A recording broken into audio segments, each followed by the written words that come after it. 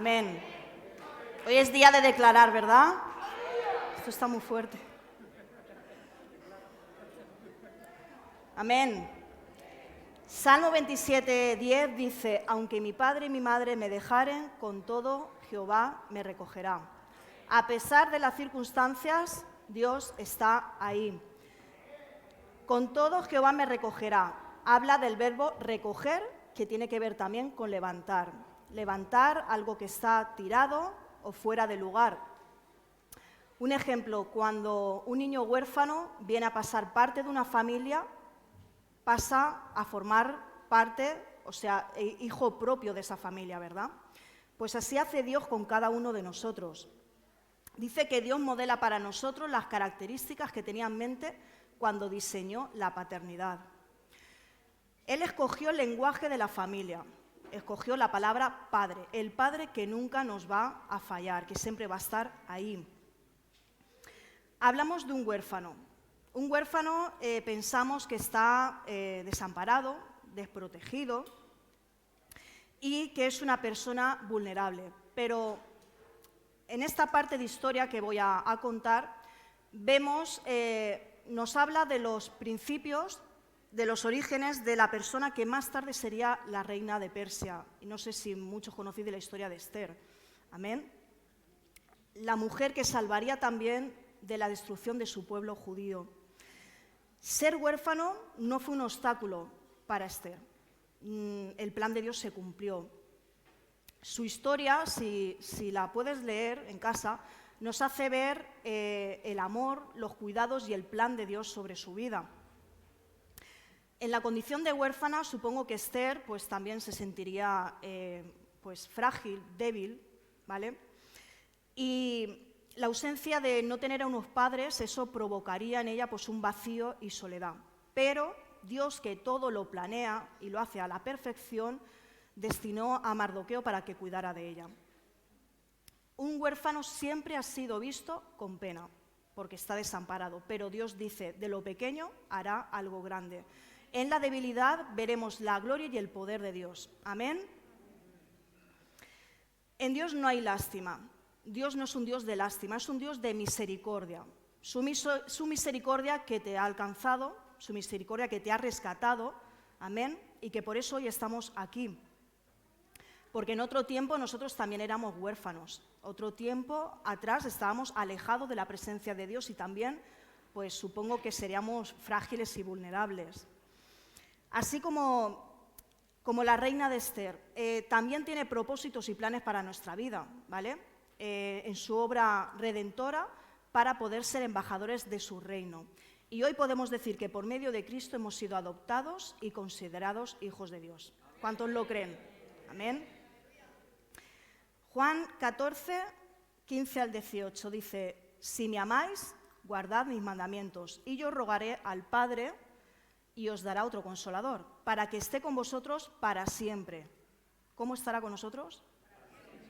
El Espíritu de verdad, el cual el mundo no puede recibir porque no lo ve, ni le conoce, pero vosotros le conocéis, porque mora con vosotros y estará en vosotros. No os dejaré huérfanos, vendré a vosotros. Aquí vemos en todo tiempo Jesús, el Maestro, andaba con los discípulos, tomaba la iniciativa con ellos de prepararlos, de enseñarles, de cuidarlos, pero ahora había llegado el momento que los discípulos, todo lo que habían aprendido, lo tenían que poner en práctica. Y ahora Jesús los preparaba para esa ascensión. Ellos estaban, después de que Jesús resucita, hubo un tiempo donde venía, ¿vale? Y había momentos que él desaparecía, pero ahora no iba a ser así. Ellos tenían que confiar en la promesa. Y Jesús los prepara de esta manera. Dice, yo pediré al Padre que os envíe otro defensor. Está hablando del Espíritu de verdad, nuestra guía, nuestro consolador, nuestro consejero. Dice, el que mora con vosotros y estará en vosotros. Los está preparando para esa promesa. No os dejaré huérfanos, volveré a vosotros. ¿Por qué? Porque si en Jesús hay vida, nosotros tenemos vida. El que guarda mis mandamientos, dice, ese es el que me ama. El que guarda mis mandamientos, ese es el que me ama. Y si me ama a mí, será amado por mi Padre. Yo vendré a él y me manifestaré a él. Ahora recibirían la promesa.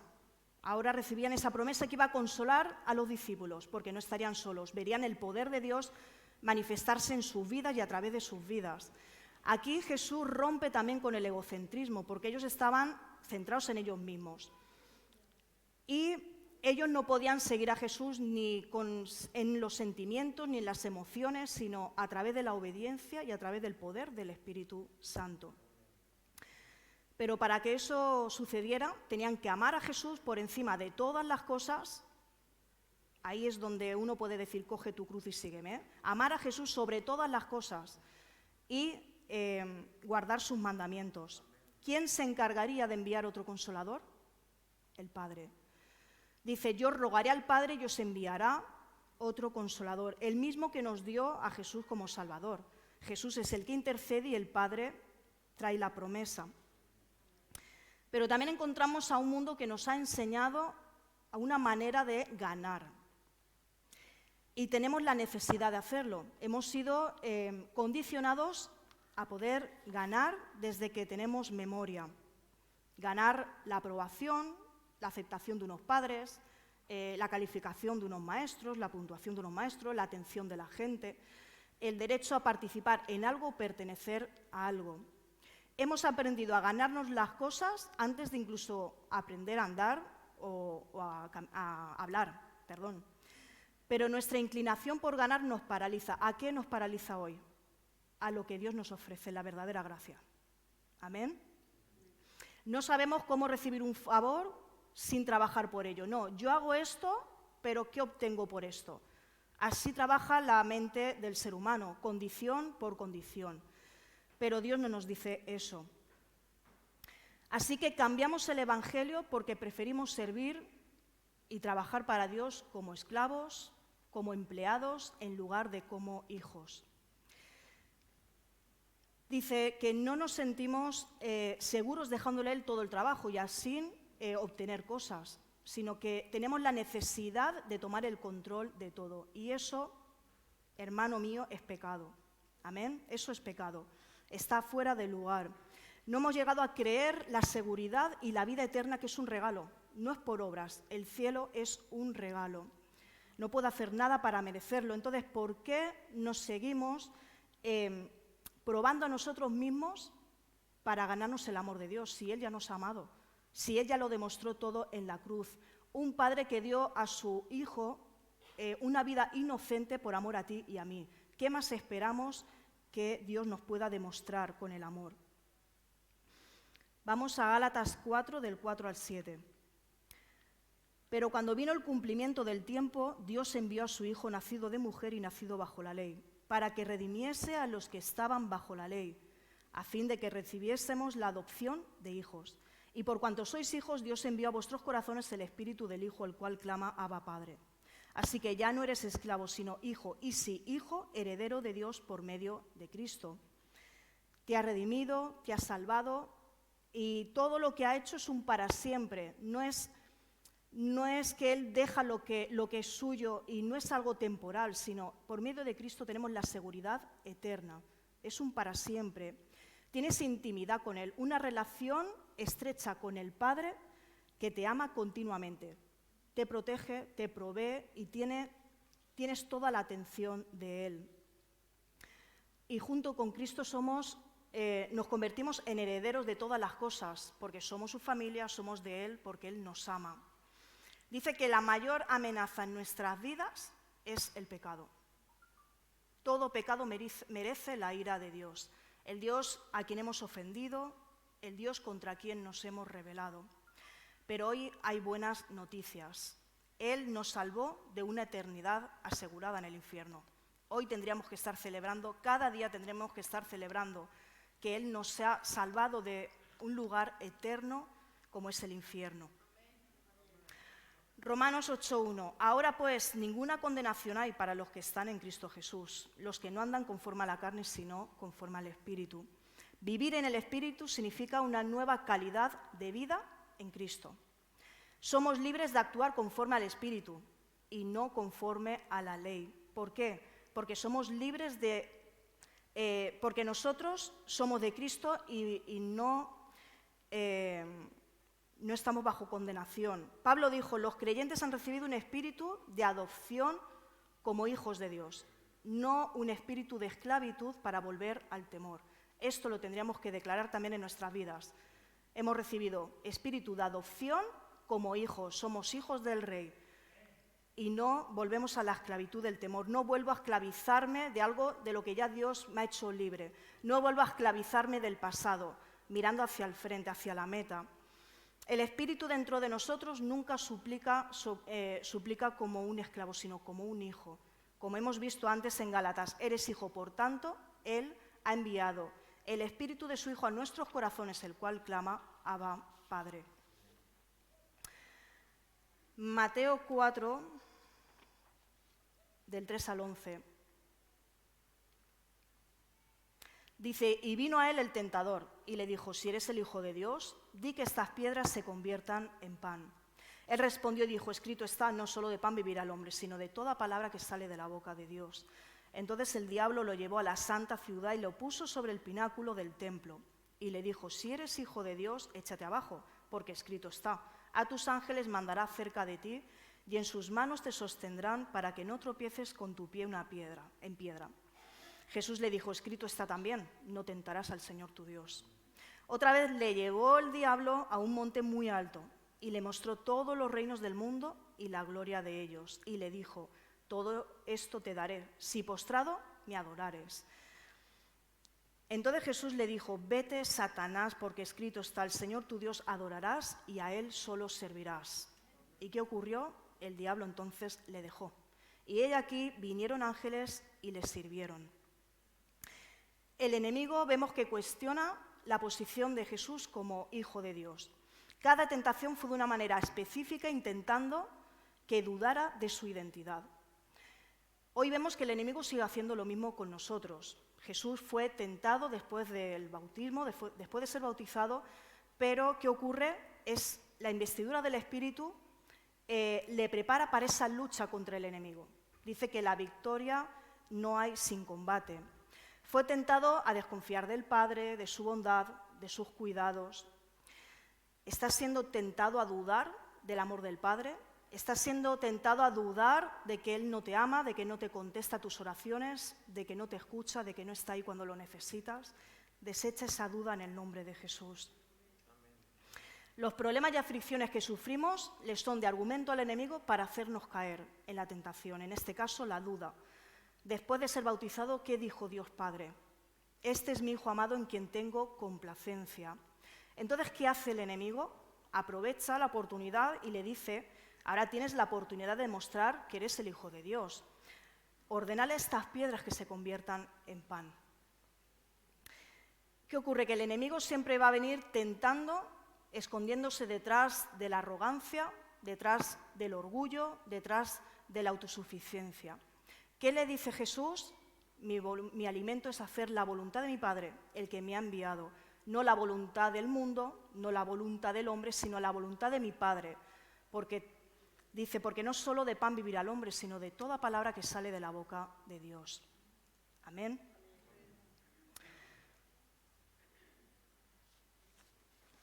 ¿Cuál es tu alimento hoy? Nuestro alimento tiene que ser hacer la voluntad de mi Padre, quien Dios dice que soy. Lo que me demanda hacer, la obediencia. Dice, si no alimento mi espíritu, no voy a poder saber decirle no al que me está en ese momento engañando, que sabemos quién es, el que me señala y el que me engaña continuamente. Vuelve el enemigo y le dice, si eres hijo de Dios, échate abajo. Dice, así muéstrate al mundo y demuestra quién eres. Si nos damos cuenta, le dice, échate abajo. Satanás no podía echarlo abajo. Satanás no podía tocar a Jesús. Su poder es limitado. Y si yo tengo una intimidad con Dios, hago su voluntad, me agarro sus promesas, le creo y vivo una vida en santidad, el enemigo no tiene acceso a mi vida. Te puede persuadir, pero no te puede poner pensamientos, pero no te puede engañar. O sea, no te puede obligar, a hacerlo.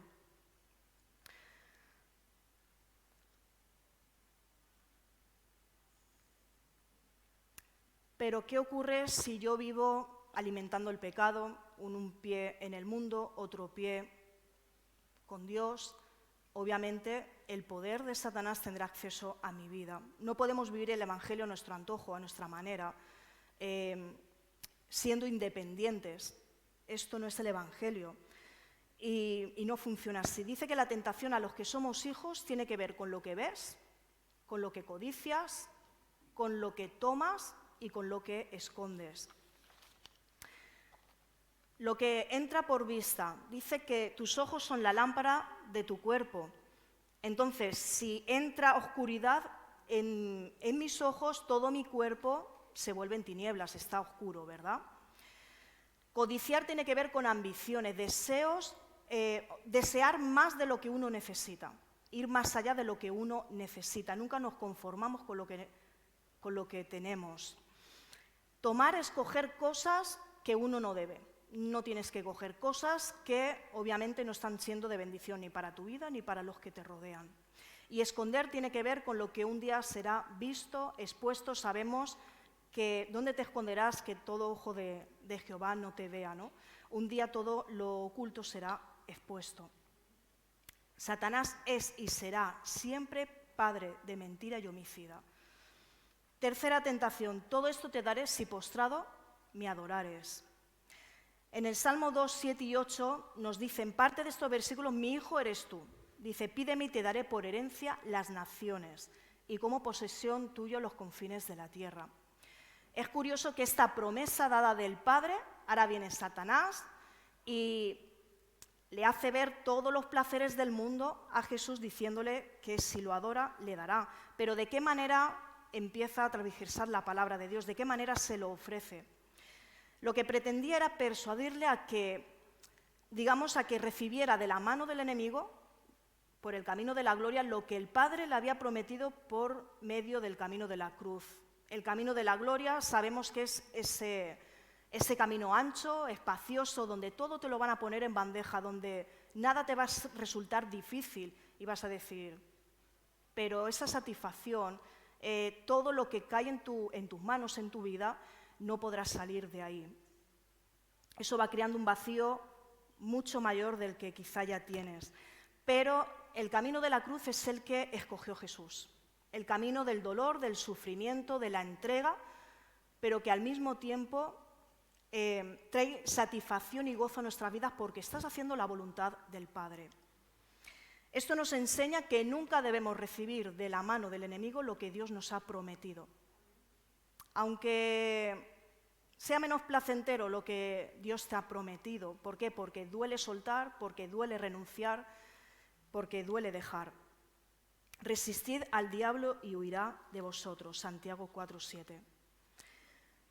Vamos a Lucas 4:21. Dice, y comenzó a decirles, hoy se ha cumplido esta escritura delante de vosotros. Empieza diciendo, hoy se ha cumplido esta escritura en vuestros oídos. El tiempo ha llegado. ¿El tiempo a qué?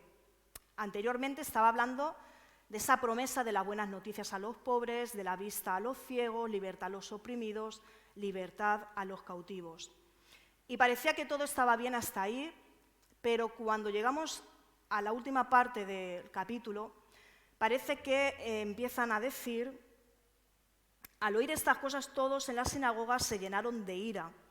Y levantándose le echaron fuera de la ciudad y le llevaron hasta la cumbre del monte, sobre el cual estaba edificada la ciudad de ellos, para despeñarle. Mas él pasó por medio de ellos y se fue. Lo que escuchaban parecía que no les gustaba, se empiezan a llenar de ira. ¿Qué pasa? Que lo que recibían de Jesús no les gustaba. Entonces, ¿cuántas veces esperamos que Dios nos pase la mano esperando a recibir la contestación de lo que estamos esperando o de lo que creemos que Dios nos tiene que contestar? Y a veces actuamos de esta manera. ¿Qué hicieron? Le echaron fuera de la ciudad, incluso lo querían tirar por un barranco. Pero Jesús desapareció porque no era el momento, no era su hora. ¿Cuántas veces también nuestra actitud reacciona así? Dejamos a Jesús a un lado porque lo que me está diciendo no me conviene o no quiero hacerlo a su manera. Pero bueno, aquí el ataque principal era en contra de la identidad de Jesús como hijo. En el momento que es bautizado, el Padre lo declara hijo y entonces empiezan los problemas en la vida de Jesús. Desde que decidiste seguir a Jesús, ¿cómo han aumentado tus problemas? Antes parecía que las cosas iban bien, ¿no? De hecho, muchas veces vienen pensamientos de decir, antes estaba mejor que ahora. Pero es una mentira, sabemos que es una mentira. Dice, pero los problemas por decirle no a este mundo, por decidir lo correcto. Los problemas porque tienes ahora una identidad en Dios, has encontrado tu identidad y porque lo que está en contra de Dios viene en contra de ti también porque eres hijo. Cuestiona a la gente que eres un hijo de Dios. Te rechazan por hablar de la fe, por hablar de la verdad, porque si es así, bienvenido. Has tomado el lugar correcto, estás en el camino correcto. Y ya no vivo yo, más Cristo vive en mí. Si Jesús como hijo tuvo tanto que pasar en ese camino hacia la cruz hasta llegar a obtener la victoria en esa batalla, ¿cuánto no tendremos que pasar nosotros hasta llegar a la meta? Jesús no nos dijo que sería fácil, no nos dijo que habrían atajos, ni mucho menos, pero sí nos habló de un cielo, nos habló de un lugar donde no habrá llanto, donde no habrá dolor, donde todas lágrimas serán enjuagadas. Está hablando de la eternidad, del cielo, esa morada que está preparando para ti y para mí. A veces también encontramos actitudes de hijos huérfanos. ¿Por qué? Porque esos lazos que nos unen al Padre, te separas y eso crea un vacío y crea soledad. ¿Cómo reaccionan estos hijos que creen ser hijos huérfanos o se sienten hijos huérfanos? Dice que sirven a Dios buscando su favor, probándose a Él mismo y a los demás por medio de logros, por medio de esfuerzos. Dice que busca llenar el vacío con placeres y cuanto más grande es ese vacío, mayor se hace la necesidad del amor de un padre. Amén. Usa a la gente para conseguir sus metas, sus logros, egoísmo. Y vive enfadado y lleno de incertidumbre, no tiene paz en ningún momento. Esta es la actitud del que se siente huérfano. Pero luego encontramos también la actitud del que tiene la certeza de que soy un hijo de Dios, soy hijo coronado del Rey. Este siente amor y aceptación del Padre, manteniendo una relación estrecha donde se siente seguro y siente el gozo del Padre cuando el Padre está bendiciendo a los demás. O sea, no tengo envidia porque esté bendiciendo a mi hermana Hilary y yo no le pregunto, Señor, ¿y por qué hay así y a mí no? No, me gozo con el que se goza, lloro con el que llora. Dice, sirve a Dios por el amor que siente y aceptación del Padre. Tiene claro que el Padre lo ha aceptado tal cual es. Camina en la presencia de Dios con gratitud, sabiendo que en este mundo, vanidad de vanidades, no hay nada que pueda llenar ese vacío. Sirve a los demás para bendecir el reino de Dios, no para buscar su propio beneficio, para bendecir el reino de Dios. Y descansa sabiendo que el Padre está al control de su presente y su futuro. Dice que tenemos una herencia reservada en el cielo. ¿Cuántos lo creen? La promesa que un día poseeremos. Dice, el mayor tesoro que heredaremos no es lo que Dios te pueda ofrecer, no es lo que Dios te pueda dar, es tener a Dios en tu vida. Dice que es la realidad más valiosa, satisfactoria y gratificante que existe. Si tú crees esto, igual que el hecho de que Jesús tiene que volver a por su iglesia, si tú crees en esto, no te atreverás a alejarte de ello. No trates de ganarte la salvación, el cielo es un regalo, y mucho menos no persigas la satisfacción del mundo, porque esa va a ser tu perdición. Amén. Nada en nuestra vida tiene tanto valor como para perder lo que solo el Padre te puede dar. Nada en esta vida tiene tanto valor como lo que solo Dios nos puede dar. La palabra nos asegura que no hay nada ni en el cielo, ni en la tierra, ni en lo espiritual, ni en lo terrenal, que nos pueda separar del amor de Dios. Su fidelidad es para siempre. Dice que Él estará con nosotros hasta lo último de tus días. Nunca te va a abandonar, no te va a desamparar. Pero en el caso de Jesús, muchos parece que no hemos entendido lo que ocurrió en esa cruz, que tiene que ver contigo y conmigo.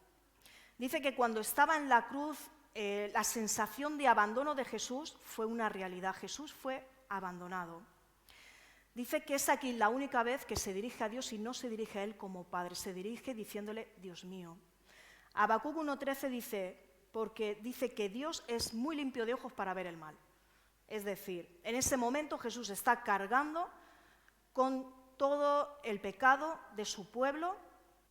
El hecho es hecho pecado para que hoy nosotros podamos ser justificados delante del Padre, para que no te pierdas, mas tengas vida eterna, y para que no vuelvas a esclavizarte al pasado, no retrocedas.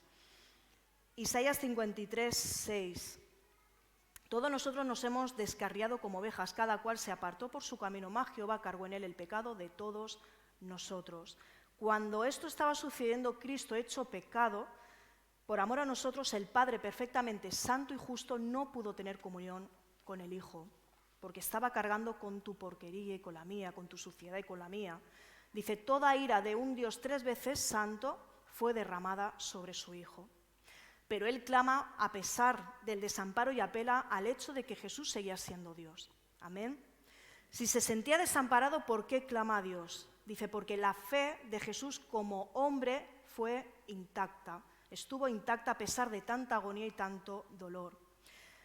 Jesús no está preguntando la razón de su agonía, sino la duración de tanta angustia. Pero, como nos ha dicho Charlie, al tercer día resucitó, se levantó de la tumba en victoria y hoy está intercediendo por su iglesia, está intercediendo por los que tienen que ser salvos, por los justos, por tu familia. Hay una historia que me conmueve y que tiene que ver mucho con nosotros, no está en la Biblia, ¿vale? Hemos oído muchas veces de esa oveja, la parábola de la oveja perdida, pero hay una historia que nos habla de la oveja huérfana. A cierto tiempo, ¿vale?, las ovejas dan a luz un cordero que la madre rechazará. No se sabe a ciencia cierta el porqué de ello, pero hay alguna razón, ¿vale?, que nos cuenta que durante el parto el cordero tiene un cambio de actitud. ¿Qué ocurre? Es desalentador, sobre todo para el pastor que está ahí. Él observa el desprecio de la madre, dice, hacia la cría, es testigo de cómo la madre patea a la cría si ésta se le acerca, y si la madre lo desprecia no volverá a cambiar de opinión.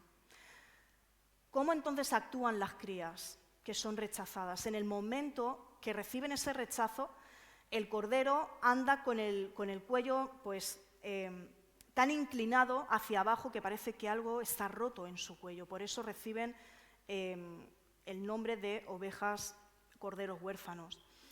¿Cómo sobrevive el animal? Dependerá del pastor. El pastor lo cuidará, le dará los cuidados necesarios, le dará calor, lo alimentará, lo sostendrá, y ese latir del corazón le dará seguridad a ese cordero. Dice que cuando se siente fortalecido, ¿qué ocurre? Lo lleva con el resto del rebaño. Pero también dice, podemos estar seguros que la oveja conocerá mejor que nadie del rebaño la voz del pastor. No porque sea más especial, porque haya sido rechazada, sino porque esa oveja ha intimidado con el pastor. Conoce en la intimidad el corazón del pastor.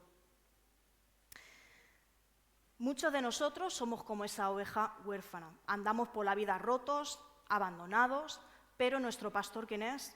Jesús, el que nos ha dado la vida, el que nos cuida. Una vez la vida te ha rechazado, te ha despreciado, Él te coge, te alimenta, te cuida, te levanta y te hace sentir que estás en los brazos de papá.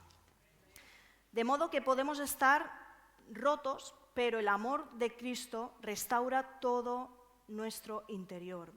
Vivir cerca de Él y para Él, dice, nos permite ser testigos de lo que el hombre por sí solo no puede hacer. Dice que vivir con Cristo es ser uno con Él. Seamos esa oveja que descansa en los brazos de papá. Amén. Entonces nos convertiremos, dice, en testigos presenciales de la gloria de Cristo. Porque sabemos que el Evangelio no está basado en la sabiduría humana, está basado en la revelación divina. Segunda de Pedro 1:16.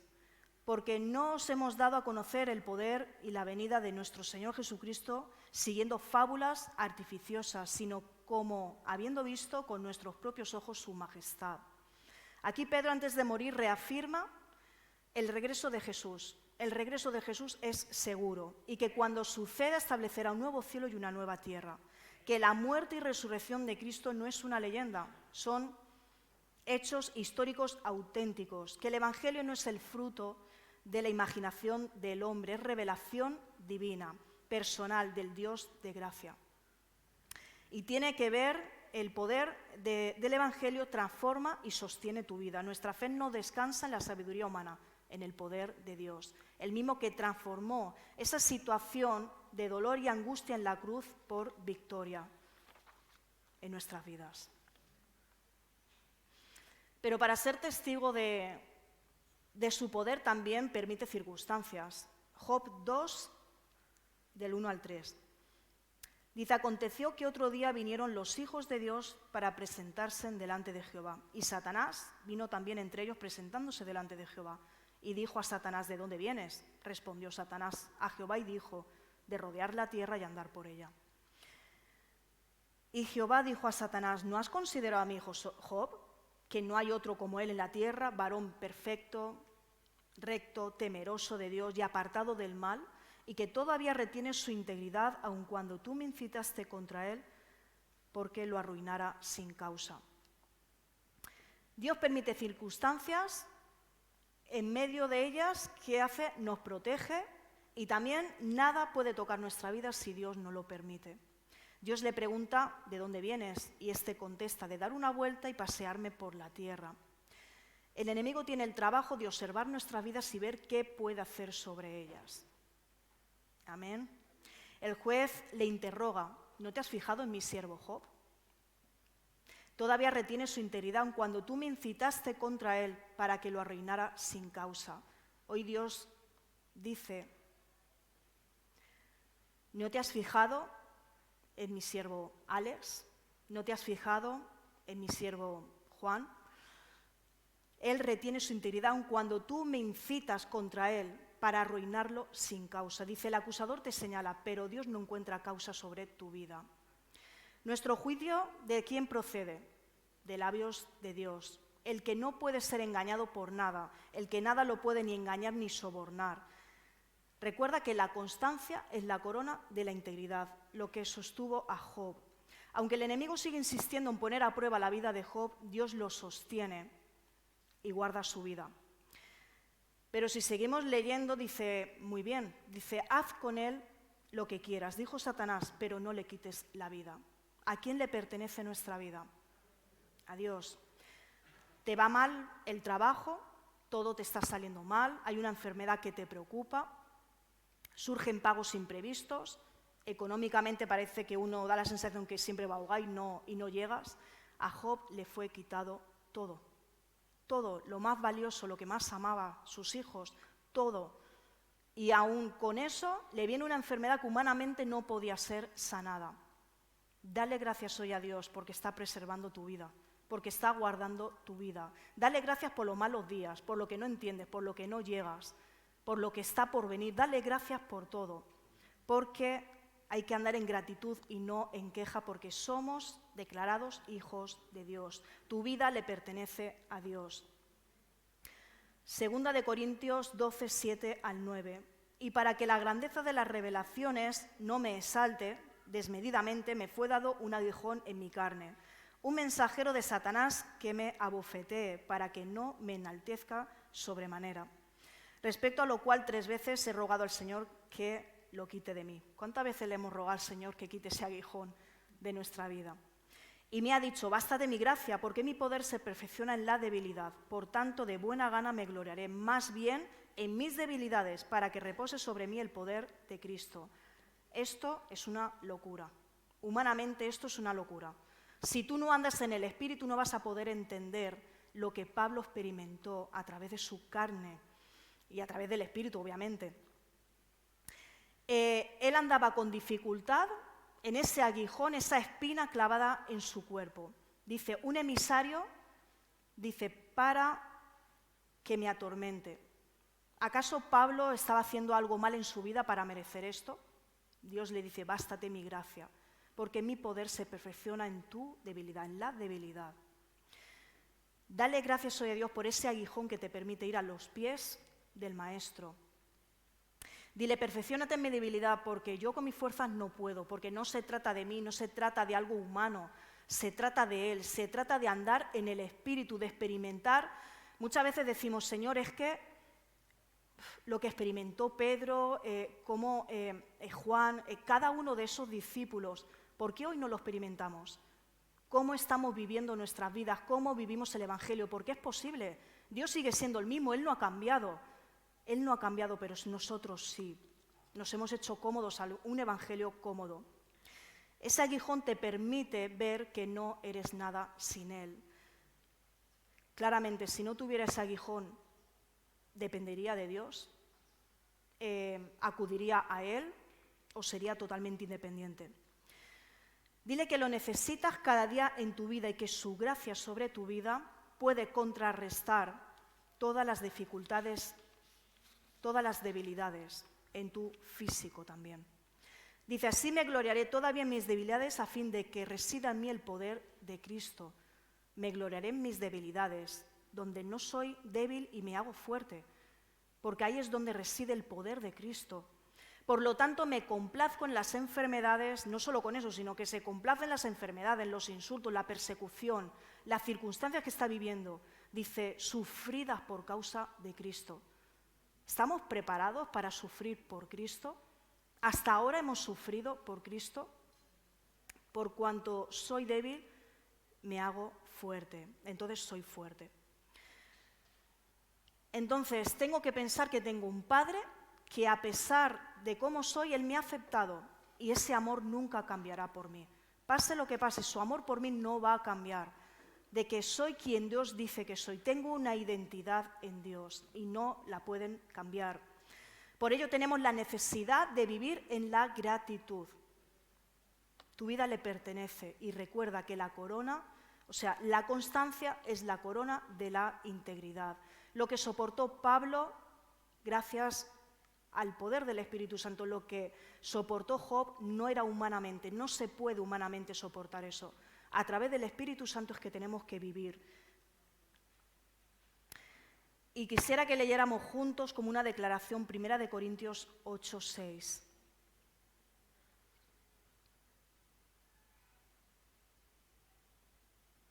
¿Está? ¿Vale? ¿Lo leemos juntos? Para nosotros no hay más que un solo Dios, el Padre de quien todo procede y para el cual vivimos. No hay más que un solo Señor, es decir, Jesucristo, por quien todo existe y por medio del cual vivimos.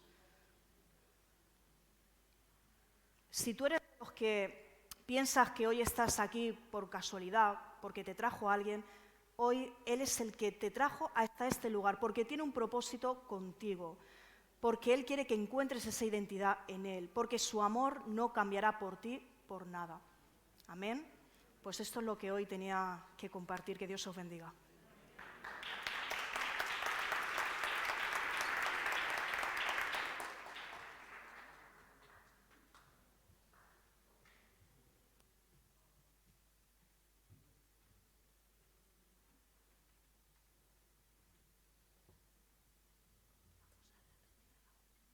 Muchas gracias, Pastora Isabel, por la palabra de esta mañana, bien hermosa, bien completa, bien profunda, digna de reflexión.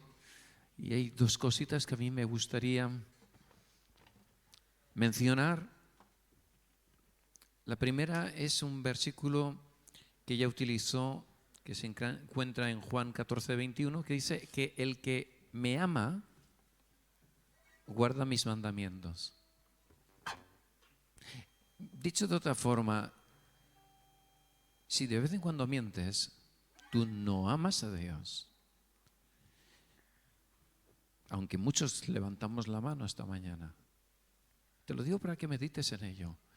Porque hay una paradoja, y es que cuando uno en una iglesia pregunta ¿cuántos se van al cielo? Normalmente el 100% la levantan.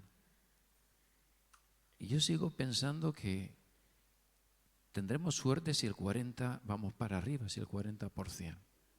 Porque a veces nos tomamos la palabra como una palabra, simplemente una predicación más.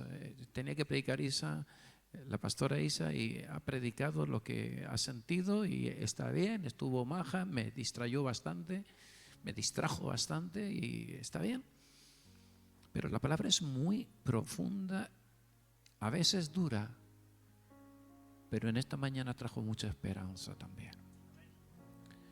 Si en esta mañana tú a veces te apropias de cosas, ya sea con Hacienda, ya sea con simplemente porque sales antes del trabajo, escucha, tú no amas a Dios. Estoy siguiendo un poquito los mandamientos. Y los mandamientos del 6 al 10. Si en tu caso tienes sexo fuera del matrimonio, tal como está instituido en la Biblia y según la justicia de cada país, tú no amas a Dios. Tú puedes decir lo que quieras, pero ni amas a Dios ni eres hijo de Dios. Si tú robas, quitas lo que no es tuyo, tú ni amas a Dios ni por lo tanto estarás en el cielo. Si levantas falsos testimonios, te dedicas a mentir acerca de personas,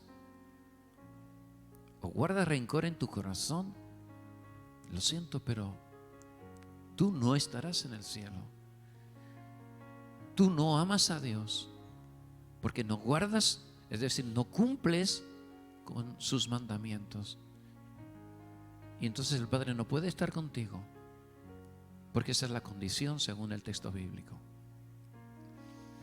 Así que yo creo que esta mañana esta palabra requiere una reflexión por nuestra parte. Pero hay también esperanza, y la historia que mencionó Isa me pareció muy hermosa, con la que empezó la reina Esther. Para situarnos un poquito en el ambiente, en el momento y en la época, la reina Esther, que era simplemente una huérfana y antes de ser reina, así empieza su libro, tiene que ver con el tiempo del exilio babilónico. Se encontraba en una región de Babilonia, dividida con reyes y con gobernantes. Y en un momento dado ocurre una situación que es realmente delicada en extremo para el pueblo judío. Una vez más Satanás, el mismo Satanás que después vino a tentar a Jesús, que también lo ha expresado la pastora Isa, utilizando a Jesús como el personaje protagonista y clave de su predicación. Pero es el mismo que quería exterminar desde un origen a los judíos, y en este caso concreto de Esther. Sobre todo los que habéis estudiado el seminario recordaréis quién era Amán. Amán era, te lo voy a decir claro, el representante diabólico de la época y del momento. Cada época y cada tiempo Satanás se disfraza de unos y de otros. Qué triste que a veces los cristianos no nos damos cuenta, no los identificamos y podemos hasta pensar que son buena gente. Pero es el demonio encarnado, es el demonio trabajando. Y muy importante tener en cuenta que en medio de esta situación en que Amán se propuso destruir a Mardoqueo y a todos los judíos con Mardoqueo, en ese momento hay una mujer, se llama Esther, que acaba siendo reina. Son de las cosas extrañas de la Biblia. Yo que sé por qué acaba siendo reina esta mujer. No tenía cualidades. Era para colmo judía en un territorio extranjero. Era una mujer que no daba la talla, salvo por su guapura, como en el teatro que estamos haciendo. que los 3 ganadores del concurso en este teatro destacan, como dice el conejo Luis, por su guapura y solo por su guapura. No sé cuán inteligente, y la Biblia no nos lo dice, pero al rey le pareció buena Esther. Y me gustaría, permíteme que te lea ese momento culminante de una don nadie ocupando el lugar que Dios le estaba llamando. Y se encuentra en el capítulo 4 y versículo 14 del libro de la reina Esther. Dice, porque si callas absolutamente, le está diciendo Mardoqueo, en este tiempo, si te callas, respiro y liberación vendrá de alguna otra parte para los judíos, mas tú y la casa de tu padre pereceréis. Y quién sabe si para esta hora has llegado al reino. Qué palabras tan sabias de Mardoqueo, pero tan duras para Esther. Me pregunto si Jesús se haría esa pregunta también. ¿Por qué tengo que morir yo por todos? ¿Por qué Esther iba a tener que poner en peligro su vida para salvar a los judíos cuando ella estaba tan bien como reina de palacio? Y contesta Esther diciéndole a Mardoqueo, su tío, ve y reúne a todos los judíos que se encuentran en Susa y ayunad por mí y no comáis ni bebáis en 3 días, noche y día. Yo también con mis doncellas ayunaré igualmente y entonces entraré a ver al rey, aunque no sea conforme a lo que indicaban las leyes. Y si perezco, que perezca. Dicho de otra forma, y si me mata, que me mate. Y todos sabéis cómo acaba la historia.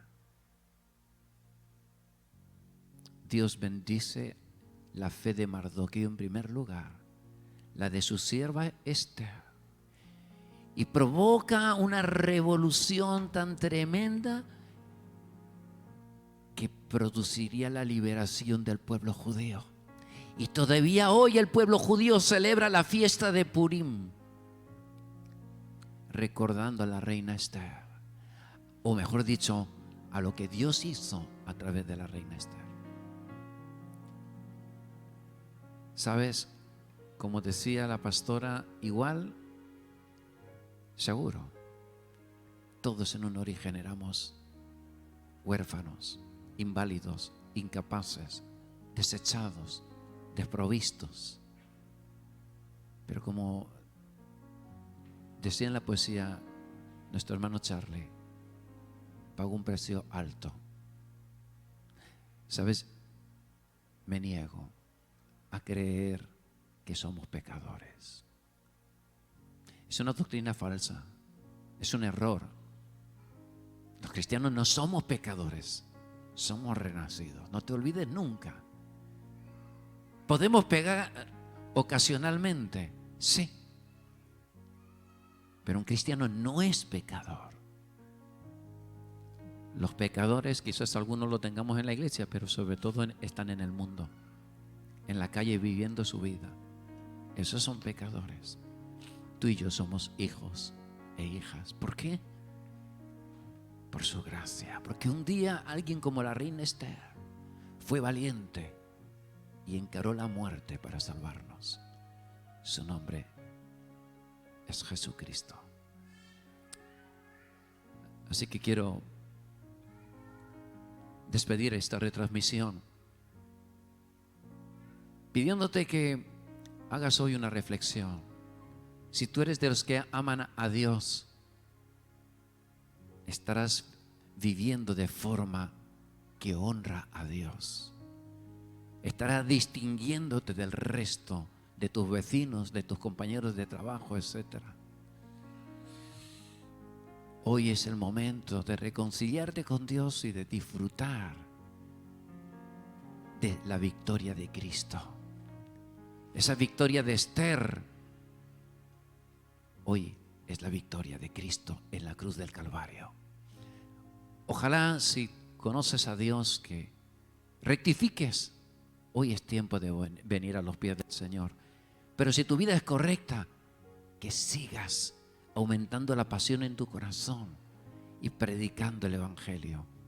Que Dios te bendiga. Cuídate mucho y no te olvides que para Dios tú vales mucho. Muchas gracias.